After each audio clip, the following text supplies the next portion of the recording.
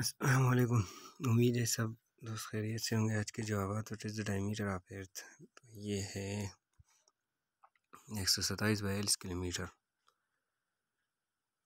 तो दूसरा नंबर है what is the capital of Spain. तो ये है दारखिलाफ़ स्पेन का, ये है मैड्रिड।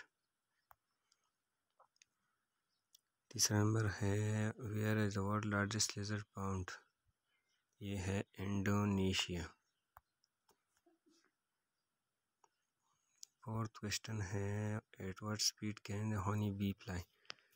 जो मक्के की मस्जिद है उसकी स्पीड यह है 32 किलोमीटर पर हावर।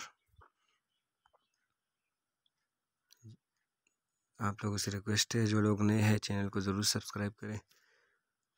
5 और आखिरी क्वेश्चन है करेंसी ऑफ जापान। जापान की करेंसी तो ये है येन।